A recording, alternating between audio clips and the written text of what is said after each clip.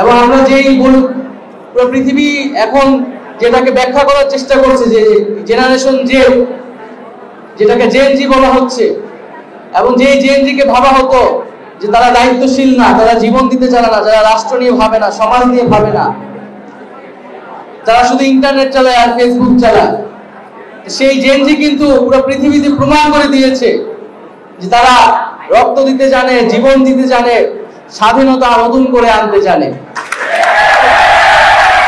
এবং একটা কথা, যেটা স্বাধীনতা অর্জনের চেয়ে স্বাধীনতা রক্ষা করা কঠিন, এবং এই কঠিন কাজটি কিন্তু এখন আমাদেরকে করে যেতে হবে। এই বিপ্লবের সুফল যাতে বাংলাদেশের প্রতিটি মানুষ পায়, সেইটা নিশ্চিত করাই আমাদের দায়িত্ব।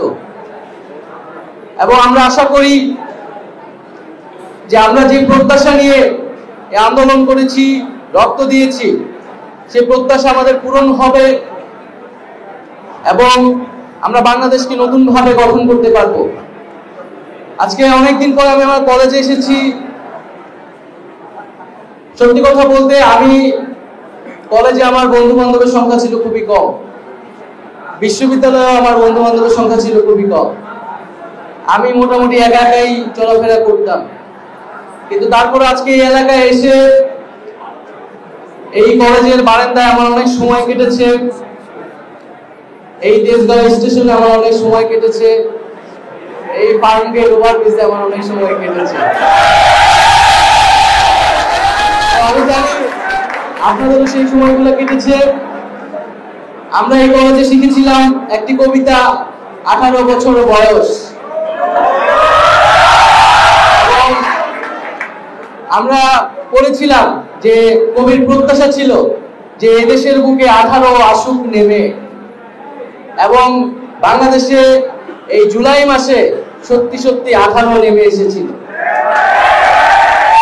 ডিজাইন, এলিগেন্স, বিউটি, সেরা পণ্য সবার জন্য জেভিকো।